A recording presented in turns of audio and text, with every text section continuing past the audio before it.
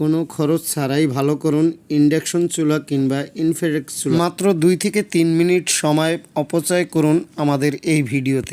আসসালামু আলাইকুম প্রিয় দর্শক, এসবি বাংলার নতুন আরেকটি ভিডিওতে আপনাদেরকে অভিনন্দন এবং শুভেচ্ছা। ভিউয়ার্স, আমাদের দেশে শহরে কিংবা গ্রামে ইন্ডাকশন কিংবা ইনফ্রারেক্ট চুলা ঘরে ঘরে ব্যবহার করার উপযোগী হয়ে উঠেছে। এই চুলো মোটামুটি রান্না বান্নার সকল কাজে ব্যবহার উপযোগী হয়ে উঠেছে, যার জন্য এই ভিডিওটি ক্লিক করেছেন। ইন্ডাকশন কিংবা ইনফ্রারেক্ট চুলাগুলো কেন নষ্ট হয় বা নষ্ট হলে কিভাবে আপনার সার্ভিস কিংবা মেরামত করতে হবে, সামান্য বিষয়টি আপনারা যদি জানতে পারেন, আপনার কোনো মেকানিকের কাছে যেতে হবে না কিংবা দূরে কোথাও যেতে হবে না, অথবা টেনশন করতে হবে না কিভাবে আমি এই চুলোটা ভালো করব। চুলাটি চেক করার জন্য আমি এসি কেবলটি কারেন্টের সাথে লাগিয়ে নিলাম এবং হিট দিয়ে দেখলাম হালকা হিট হয়, কিন্তু কিছুক্ষণ পরে এই হিটটা দুর্বল হয়ে আমাদের হিট তাপমাত্রাটা কম আসে। তো আমি চুলাটা খুলে নেব। খুলে নেওয়ার পরে আপনাদেরকে সামথিং একটা বিষয় দেখাবো, আর এই বিষয়টি দেখালেই আপনারা বুঝতে পারবেন ইন্ডাকশন কিংবা ইনফ্রারেক্ট চুলাগুলো কিভাবে ভালো করতে হয়। আমরা যখন ইনফ্রারেক্ট চুলাগুলো লাইন দিই তখন 2 থেকে 4 মিনিট পরই চুলাটার হিট কমে যায় বা তাপমাত্রা কমে যায়। আপনারা দেখতে পারতেছেন এখান থেকে একটি সেন্সার মিডল পয়েন্টে এ জায়গায় দেখা যায়।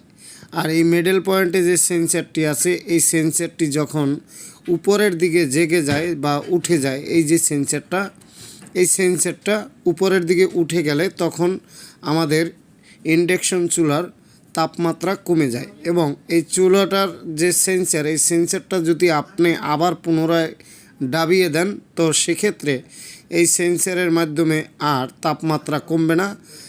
আমরা উপরে যে গ্লাসটা ব্যবহার করি ইনফ্রারেক্ট চুলা কিংবা ইন্ডাকশনের, এই গ্লাসের সাথে এই সেন্সারের অনেকটা যোগাযোগ থাকে। তো গ্লাসের দিকে যতটা এই সেন্সারটা উঠে থাকবে ততই আপনার তাপমাত্রা কমতে থাকবে, আর যত নিচের দিকে থাকবে ততই তাপমাত্রা বৃদ্ধি পাবে। তো এই ছিল আজকের ভিডিওটি। আমি এখন আপনাদেরকে চেক করে দেখাবো যে আমাদের এই ভিডিওটা কেমন হলো।